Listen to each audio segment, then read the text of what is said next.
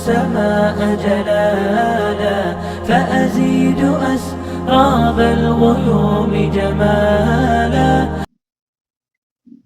الحمد لله رب العالمين، والصلاة والسلام على رسوله الأمين محمد وعلى آله وأصحابه أجمعين. راځي دوه شپېتمې صفحې ته. د هر حرف صفات معلومولو مشق او تمرین. وایي څه به ډېر ښه کار به وشي، وایي څومره به ښکلی کار وشي که چېرته تاسو وایي موږ ته د هر حرف د صفاتو د معلومولو څه تمرین او مشق راسره وکوئ چې موږ په ذهن کې دا خبره ډېر ښایسته طریقې سره کینی. دا کار خو انشاءالله دا ښه کار شوی ده که نه؟ خو بیا هم د کتاب امر ده، نو کتاب امر به په ځای کوو او یو څه به ویو چې تر څو د کتاب د حق څنګه شي ادا شي.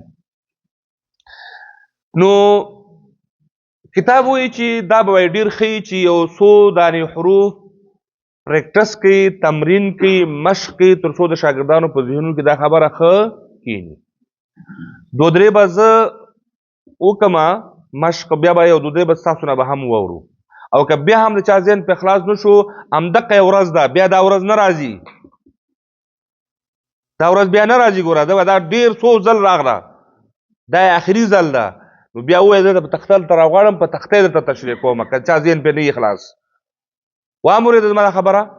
اوس هم که په دې خبره څوک نه پوهېږي، نیغ سم کې ودرېږي چې دې باندې ما سر نه په همدې ځای باندې ودرېږو، 2 ورځې 3 ورځې 4 ورځې په همدغه یو ځای باندې کار کوو، ځکه دا مهمه برخه ده.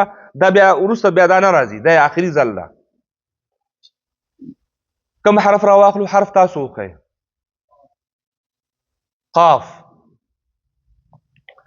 قاف راواغسل شو. هره جوړه کې متضاده کې دا قاف ګور لټوو یې. قاف په اوله جوړه کې فحثو شخص سکت کې شته، څه شی شو؟ قاف مجوره شو، دلته مجوره کېدی، مجوره شوه. دویمه جوړې ته راځو. اجیدو که قطوبته کې شته، قاف شدیده شوه، 2 شو. درېیمه جوړې ته راځو. خص ضغط قذ کې شته، قاف مستعلیه شوه. څلورمې جوړې ته راځو. صاد ضاد طازه کې شته، لہذا ضد کې به اوس دلته نشته، نو ضد یې څه ده؟ منفتحه، نو قاف منفتحه شوه. فر من لبن کې شته، نشته، لہذا قاف مصمته شوه. اخوته مقلقل شوه. څو صفتونه شو؟ پک. لہذا د قاف صفتونه مجهوره، شدیده، مستعلیه، منفتحه، مصمته، مقلقل، دا د قاف صفتونه شو. سخت کار ده، دغه مشق ده. په دغه طریقه باندې دا راوباسئ. دا چې د دوی څه اثر ده هغه بیا بل عنوان ده. نن په دې درس کې موږ د حرف د صفاتو د راویستو او د پیژندلو درس ده. قاف کې همدومره صفتونه او راووته. بل حرف وایه.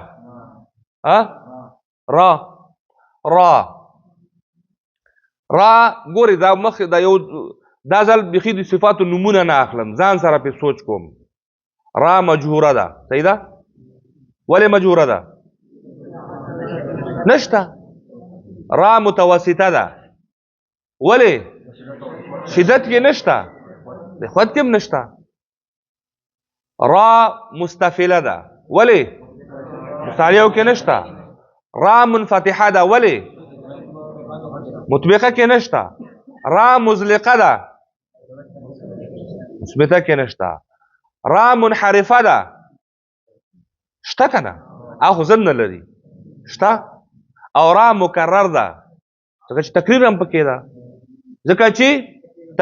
پکې ده، لہذا را کې څو صفتونه شول؟ 7 صفتونه شول. او همدغه را په ټولو کې زیات صفتونو والا حرف ده چې 7 صفات لري. متباقي اکثر 15 دي او ځینې پکې 6 دي او واحد یو را ده چې د کې 7 صفتونه پیدا کیږي. هغه 15 خو په ټولو کې دي متضاده، او په غیر متضاده کې نورو کې یو ده، او په را کې 2 دي، انحراف او تکریر. لہذا د را مشخص صفتونه معلوم شول، را مجهوره متوسطه مستفله منفتحه مزلقه او منحرفه او آخر کې مکرر. صحیح شو؟ تقریر پکې ده. بل چاته چې کوم حرف ډېر سخت ښکاري مغه ووایي. ضاد. ضاد مجهوره. صحیح ده؟ ضاد رخوه. ضاد مستعلیه مطبقه مصمته مستطیله. صحیح ده؟ همدا یاله. بل جیم مجهوره شدیده مستفله منفتحه مصمته مقلقل. بل شین محموسه رخوه مستفله منفتحه مصمته او متفشی. بل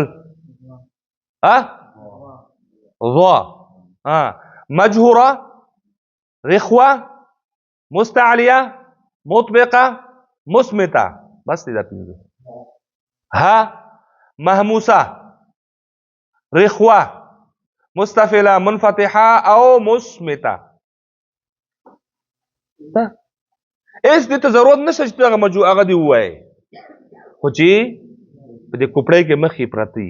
صلی الله تعالی علی خیر خلقه محمد وعلى آله واصحابه اجمعین.